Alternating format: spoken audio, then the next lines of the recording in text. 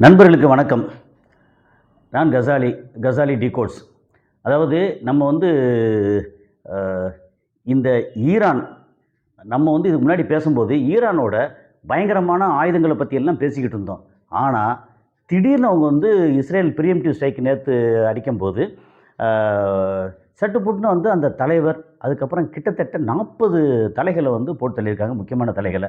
அதில் வந்து ஒரு 7-8 பேர் வந்து அந்த மிலிட்ரி கமாண்டர்ஸ் அவங்கன்னு சொல்லி லிஸ்ட்டு வந்து இஸ்ரேல் கொடுத்துருக்காங்க. சரி, இப்போ அடுத்து இதெல்லாம் போட்டு தள்ளிட்டாங்க. நம்ம எல்லாம் பேசிக்கிட்டு இருக்கோம். சரி, என்ன நடந்துகிட்ருக்கு அடுத்து அப்படின்னு பார்த்தோம்னா, அடுத்த கட்டமாக வந்து இந்த கமேனியோட மரணத்துக்கு காரணம் யார்? அதாவது இஸ்ரேல் காரணம், ரைட், ஓகே. அவங்க வந்து இதில் ராக்கெட்டை இது மிசைல் போட்டாங்க. ஒரே இடத்துல அவர் இருந்த இடத்துல கிட்டத்தட்ட ஒரு 30 மிசைல் வந்து ஒரே டைமில் போட்டிருக்காங்க. அதனால் இவங்களோட ஆன்டி ஏர்கிராஃப்ட் அந்த ஏர் டிஃபென்ஸ் சிஸ்டம் வந்து கரெக்டாக வேலை செய்யலை. அதனால் அதை தாண்டி வந்து போட்டு எல்லாம் சொல்லி முடிச்சிருக்கான்னு சொல்கிறாங்க. சரி, இதுக்கு பின்னாடி என்னென்ன இருக்குது அப்படிங்கிறதெல்லாம் வந்து பார்த்தோம்னா, ரொம்ப முக்கியமாக இவரை போட்டு தள்ளுறதுக்கு இவர் எங்கே இருக்கார், எங்கே போகிறாரு, மூவ்மெண்ட் எல்லாமே 2 விதமாக சொல்கிறாங்க. அது வந்து கரெக்டானது தெரியல. ஒன்று வந்து அவர் யூஸ் பண்ணுற ட்ரெஸ் இருக்குல்ல, அதோட பட்டன், இந்த பட்டனில் எல்லாத்துலேயுமே அவங்க இது வந்து ஜிபிஎஸ் மாதிரி ஏதோ வச்சுருந்தாங்க அப்படின்னு சொல்கிறாங்க. அப்படி அது நம்புகிற மாதிரி இல்லை. பட் அது மாதிரி ஒரு தகவலை வந்துச்சு உள்ளே தேடி பார்க்கும்போது. அவர் எங்கே போகிறாரு, எப்படி இருக்கிறார், யாரை பார்க்குறாரு, என்ன பண்ணுறாருன்னு கம்ப்ளீட்டு தகவல் அமெரிக்காவுக்கும் இஸ்ரேலுக்கும் தொடர்ந்து கிடச்சிட்டே இருந்தது. ஒரு கட்டத்தில் இதுதான் சரியான டைம், அப்போ ப்ரீஎம்ப்டிவ் ஸ்ட்ரைக் பண்ணிடுவோம் அப்படின்னு சொல்லி படார்னு ஆரம்பித்து பண்ணிட்டாங்க அப்படின்னு சொல்கிறாங்க. இதுக்கு தூண்டுதலாக முக்கியமான காரணம் என்னென்னா, சவுதியோட இளவரசர் இவர் சொல்கிற முகமது பின் சல்மான் அவரை சொல்கிறாங்க.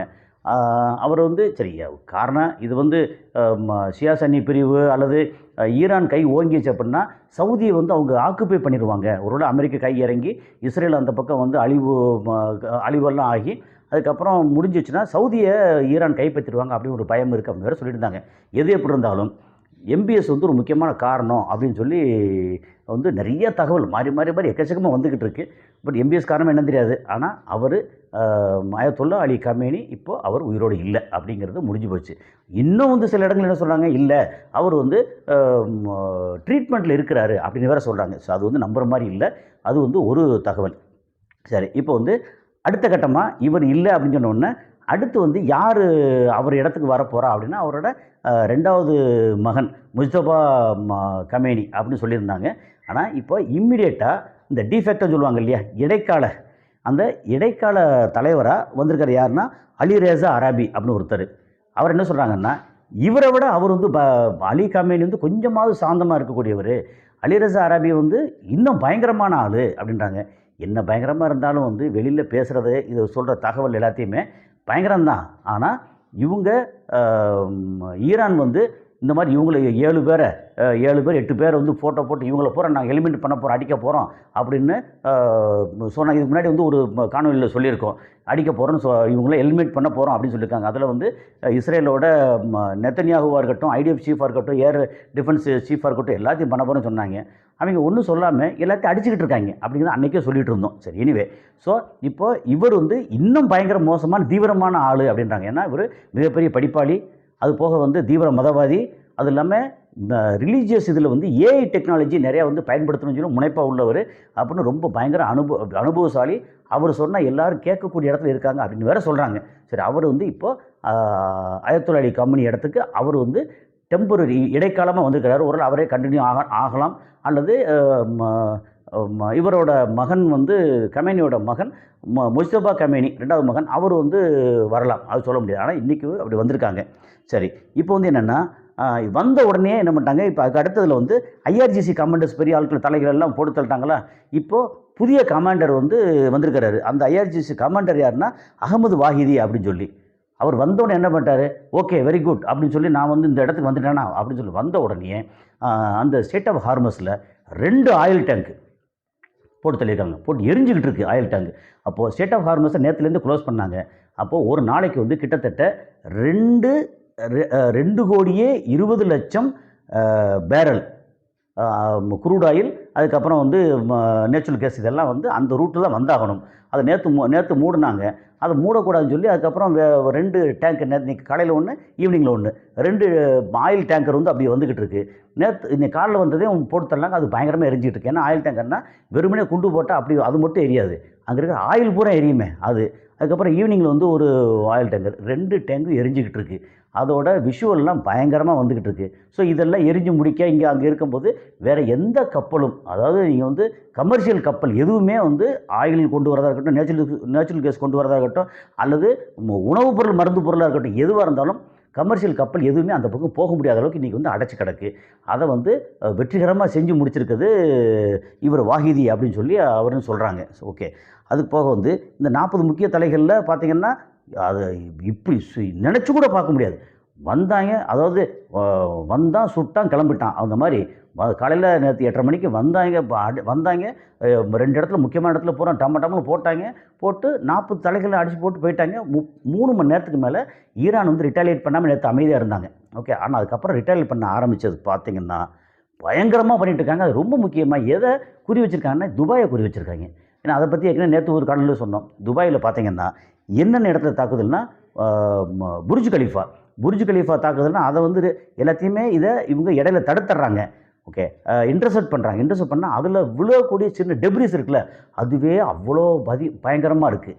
அங்கே புர்ஜ் அல் அரபு, புர்ஜ் கலீஃபா, அது போக வந்து ஃபேர்மௌண்ட்னு ஒரு ஹோட்டல் முன்னாடி பயங்கரமாக எரிஞ்சிக்கிட்டு இருக்குது. அது இல்லாமல் ஒரு பெரிய ட்ரோன், ஷாகித் 129 சம்திங் 136 இந்த ஷாகித் ட்ரோன், அது வந்து இந்த பாம் ஜுமேரா, அந்த பனைமர தீவு இருக்கு இல்லையா, அந்த ஜுமேராக்கு உள்ளே விழுந்ததெல்லாம் அப்படி விஷுவல் பயங்கரமாக வந்துட்டுருக்கு. அதுவாக இருக்குது. அது போக வந்து ஜபலி போர்ட்டு, அது இல்லாமல் அல்நாதா இண்டஸ்ட்ரியல் ஏரியா வந்து ஈவினிங்கில் போட்டிருக்காங்க திரும்ப. அதாவது இன்றைக்கி காலையிலேருந்து பகல்லேருந்து ஒன்றும் தாக்குதலே இல்லை. நேற்று நைட்டு விடிய போட்டிருந்தாங்க. பகலில் வந்து ஒரு தாக்குதல் இல்லை. ஈவினிங்கில் வந்து அல்நாதா இண்டஸ்ட்ரியல் ஏரியாவில் குண்டு போட்டு பயங்கரமாக எரிஞ்சிட்ருக்கு. ஸோ அங்கே வந்து இன்டர்செப்ட் பண்ண முடியலை அப்படின்னு சொல்கிறாங்க. அது இல்லாமல் ஏற்கனவே நேற்றே சொன்னோம், பஹ்ரைனோட அந்த 5th ஃப்ளீட் அதனுடைய நேவல் பேஸு, அதை எல்லாத்தையும் பயங்கர அடிச்சிருக்காங்க. அப்புறம் கத்தார் இப்போ வரைக்கும் அடிச்சுக்கிட்டு இருக்காங்க. கத்தாரை என்னமோ இது வந்து வெறி பிடிச்ச மாதிரி அடிப்பாங்கள்ல, அடிச்சுட்டு இருக்காங்க. என்னென்னா நேரடியாக அமெரிக்காவை போய் அடிக்க முடியாது, ஆனால் அதே நேரத்தில் அமெரிக்காவோட கரங்களை வெட்டின மாதிரி இங்கே பூரா அடிச்சுக்கிட்டு இருக்காங்க. இவங்கள தடுக்க முடியலை. அப்போ உடனே வந்து நம்ம ட்ரம்ப் என்ன சொல்கிறார் வந்து, இதோடு நிறுத்திக்கிட்டிங்கன்னா உங்களுக்கு நல்லது, இப்படியே நான் விட்டுருவேன், இல்லை நான் வந்து உங்களை சிதைச்சிடேன் அப்படின்னு சொல்லி இன்றைக்கி வார்னிங் கொடுத்துருக்காரு. இனிமேல் சிதைக்கிறதுக்கு என்ன இருக்குது, தலைவரை கொண்டு இதை கொண்டு எல்லாத்தையும் கொண்டுட்டேன், இனி எங்களையும் பூரா வந்து அடிமையாக்குறதுக்கு பதிலாக சரண்டராக சொல்கிறாங்க. சரண்டர்ன்ற பேச்சே கிடையாது அப்படின்னு சொல்கிறாங்க. இவங்க வீரம் எல்லாம் ஓகே தான், ஆனால் இவங்க கையில் வந்து இன்னும் எவ்வளோ ஆயுதம் இருக்குது, என்ன பண்ண போகிறாங்க அப்படின்னு ஒரு விஷயம் இருக்குது. இப்போ வந்து அலி லாரிஜானி பற்றி நம்ம பேசியிருக்கோம். அவர் வந்து ரொம்ப அயத்துல்லா கமேனிக்கு அடுத்த இடத்துல இருந்தார், இன்னும் இருக்கிறார். இப்போ புதிய டிஃபெக்டோ தலைவராக இவர் வந்து யார் அராபி வந்துட்டாருன்னா வந்து அரபிக்கு அடுத்த இடத்துல முக்கியமான இடத்துல சர்வ் பண்ணிட்டு இருக்கிறாரு அவர். அது போக வந்து இப்போ ஈவினிங்கில் பார்த்திங்கன்னா இஸ்ரேல் என்ன பண்ணியிருக்காங்கன்னா, நேற்று காலையில் பண்ணது போக அமைதியாக விட்டுட்டு இன்றைக்கி வந்து திரும்ப டெஹ்ரானில் செகண்ட் அட்டாக் பயங்கரமாக பண்ணிகிட்டு இருக்காங்க. இங்கே வந்து தடுக்கிறதுக்கு SU-300 SU-400 என்னாச்சுன்னே தெரியலை. ஓகே. அங்கே பண்ணிகிட்ருக்காங்க. அது போக வந்து இவங்க என்ன பண்ணுறாங்கன்னா, ஈரான் என்ன பண்ணுறாங்க, டெல் அவீவ் நகரத்தை வந்து சூறையாடிட்டாங்க. கிட்டத்தட்ட டெல் அவீவ் நகரமே இனி வந்து எந்திரிச்சு வர முடியாதோ அப்படின்ற அளவுக்கு வந்து பயங்கரமான அடி. என்ன சொல்கிறேன், அங்கேருந்து செய்திகள்லாம் பெருசாக வரமாட்டேங்குது. ஆனால் சில செய்திகள், சில ஊடகங்கள் அங்கங்கே வெளியே வர்றது மட்டுமே பார்த்திங்கன்னா, டெல் அவீவ் நகரம் எந்திரிச்சு வர்றது வந்து இனி பெரிய கஷ்டம் அப்படின்ற அளவுக்கு பயங்கரமான தாக்குதல். அந்த தாக்குதலோட விளைவு என்னங்கிறது இனிமேல் ஒன்று ஒன்றா தெரிய ஆரம்பிக்கும். ஈரானும் விடுறதா இல்லை. ஏன்னா இஸ்ரேலுக்கும் அப்புறம் 27 பேசஸ் இருக்குது அமெரிக்காவுக்கு.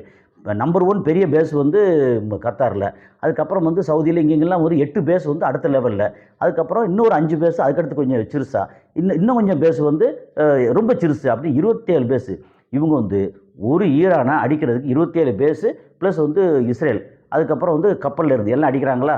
இப்போது அந்த கப்பல் நோக்கி அடித்தது என்னாச்சுன்னு இது வரைக்கும் தகவல் தெரியல. அதாவது USS அப்ரஹாம் லிங்கனாக இருக்கட்டும், அல்லது இவங்க USS ஜெரால்ட் ஃபோர்டாக இருக்கட்டும், அந்த கப்பல் என்னாச்சுன்னு அடித்தாங்களா அடிக்கலையா என்னது, ஜெரால்ட் ஃபோர்டு அடித்த மாதிரி தெரில, அப்ரஹாம் லிங்கன் கப்பலை வந்து அடித்ததாக சொல்கிறாங்க, என்னாச்சுன்னு தெரியல. ஆனால் எண்ணெய் டேங்கர் வந்து அங்கே ஹர்மோஸில் ஜலசந்தியில் அடிச்சிருக்காங்க.